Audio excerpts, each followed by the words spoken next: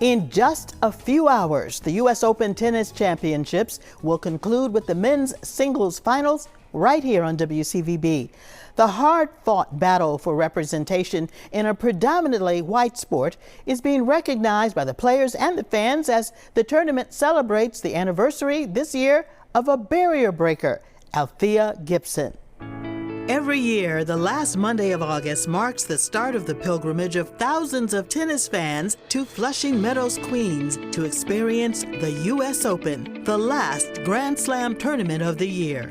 For years, some tennis fans only had a few players of color to root for. Then, Venus and Serena, the barrier breakers of a generation.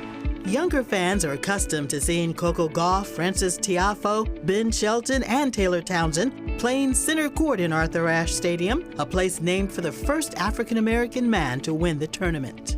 Althea Gibson, a true first of firsts, has been celebrated at this year's Open. She broke tennis color barrier at the 1950 U.S. National Championships 75 years ago. Althea accomplished so much, and a lot of it has not been given the credit it deserves and the attention and the praise. It's incredible people that were able to do certain things for us to be doing certain things now, right? And you always got to pay that forward. She opened doors so that Venus and Serena could walk through them. She opened doors so I can run through them. The theme, Art of the Tournament, honors her legacy. The United States Tennis Association and U.S. Open commissioned artist Melissa Kobe to create a piece that would capture the essence of this moment. And in the process, Kobe became a barrier breaker herself as the first African-American theme artist in U.S. Open history. The multi-layered piece tells the story of a champion.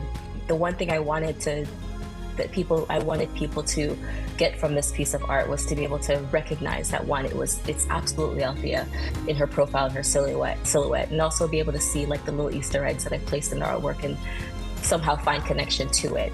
You know, like her 2 Grand Slam wins, you can see them at the base of her profile hitting the ball. A nod to Arthur Ashe Stadium. One of the figures of there's a little tiny profile of the stadium. A lot of her successes have been there. Each of the 6 layers of the piece represents an aspect of Gibson's journey. A journey that, after her professional playing career, brought her to Boston, to Sportsman's Tennis and Enrichment Center in Dorchester. Executive Director of Sportsman's, Tony Wiley, shares that it's an important part of the organization's history. There's really a special place in my heart for Althea Gibson. She came to Sportsman's back in 1979, and she ran a tennis clinic here for up-and-coming black female players. And Leslie Allen was one of those players that was here, and she often talks about how impactful it was for her to hear directly from Althea that her goal of getting into main draw tournaments wasn't high enough, that her goal should be to win. Gibson did not win in her first U.S. Open appearance, but would return and win in 1957 and 1958. It would be 43 years until another African-American woman, Serena Williams, began the first of her 6 U.S. Open title wins in 1999. For me, representation matters. And so what Althea did was that she broke a barrier that many people really weren't paying any attention to. If you weren't an active tennis player, maybe you didn't even realize that black people weren't allowed to compete in these big events or in any of the national events. And so what she was able to do, and we know what she had to endure to do it, to not only get in and play, but win at the highest levels, it's amazing, and it's a feat that still stands today. Gibson passed away in 2003, but ensuring that her legacy is known is important to the future of Sportsman's. We are in the middle of a capital expansion, and we are being very intentional about building elements of the history of black tennis in the United States into the construction. We are identifying locations where we can tell the story.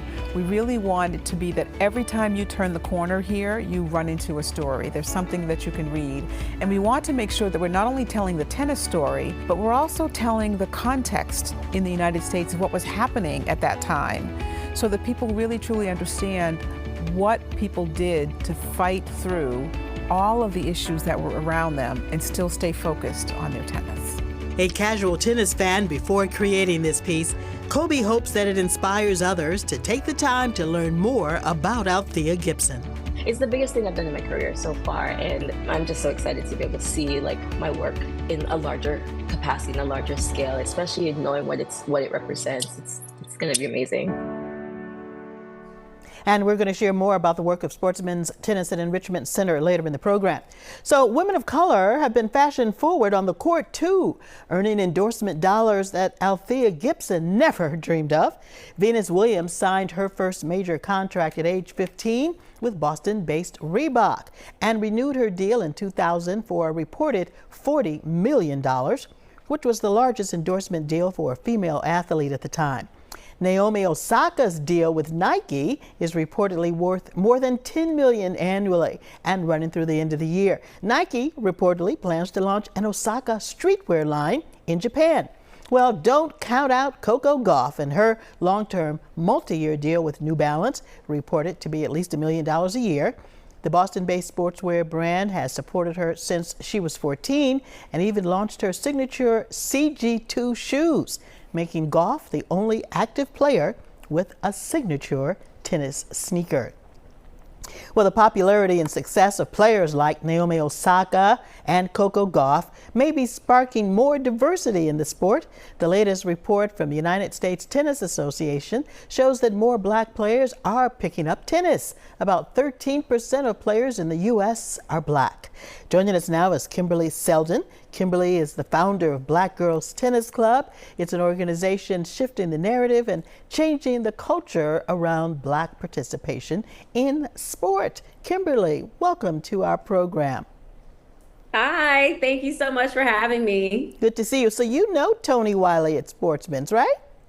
I do. I actually met her last year at the US Open at the HBCU Live Day. So it's so great to see her in the package. That's a great package, by the way. Yeah, we did just see this story about Althea Gibson breaking barriers 75 years ago. But why does an organization like yours need to exist all these years later? And what motivated you to start Black Girls Tennis Club? It's so wild because when the idea came to me, I was really surprised no one else had did it before. And this really came because I wanted to play tennis. I lived in New York for 11 years in Fort Greene and would always walk past the tennis courts, didn't really know where to get started. So beyond sometimes racial and economic barriers, tennis is a difficult sport to get involved with unless you are introduced to it by a family member or some type of program. So I was at home in Virginia where we started. There was tennis courts in my neighborhood and the same thing happened. And this was during the pandemic. And I was like, okay, let's do it. Wow. Wow. Tell us a little bit more, if you would, about how your organization celebrated Althea Gibson during the U.S. Open. Althea Gibson means so much to Black Girls Tennis Club. She also went to a HBCU. She's in a sorority. We had the honor of meeting Melissa Kobe, who did the U.S. Open artwork that you all talked about. We had several events. Right there, you see us with Ben Shelton. And Taylor Townsend. Ben Shelton, yeah. Yes, we got to hit with Ben Shelton, and we were out there giving it all our all in honor of Althea. And Taylor Townsend, we've been a huge supporter and fan of Taylor Townsend since we started Black Girls Tennis Club, to be honest. That we were invited to the President's Suite, got to watch Coco Gauff practice. Taylor and Coco and all the ladies out there are the epitome of what we stand for. Taylor's one of our ambassadors, so it's so great to see her win. And honestly, just having the conversation about the and U.S. Open, recognizing her in a big way is huge for us. So we've been front and center at doing all the events, going to all the events. You do, you host events all over, not just during the Open, and you were recently on Martha's Vineyard. How do these events further the mission of your organization? Yeah, so it's interesting that you mentioned like shifting the narrative when you introduced us. Martha's Vineyard has a very rich Black history. Oak Bluff's one of the most historic Black neighborhoods. And there's a lot of Black tennis history on the Vineyard. And I actually have only been to the Vineyard once. And when I went, I saw little girls in tennis skirts, and I was like, oh, we have to come to the Vineyard. Yeah. And on our road to planning the trip to the Vineyard, if you've ever been to the Vineyard, you know you have to get a house in advance. You might have to take a ferry, a bus, a train to It's a get big there. thing. It's a big thing. It's a big thing, but we got there, and what's ironic is on the way there, as people started to hear that we were coming, I started to get all these tennis stories. That's Gretchen and Charlene in that picture right there. And started to learn about the historic Oak Bluffs tournament and the Mary Tucker Invitational and all of these tennis events that a lot of them have gone away just because the people who started them are getting older now. So we knew that we had to document these stories. So we've been interviewing people on the Vineyard in addition to our events. But I say all that to say that we're archiving Black tennis history. We're working on a short documentary about the Black tennis history Kimberly, on the. It sounds so exciting. Listen, I have one question I want to ask you. You have a stat on your website.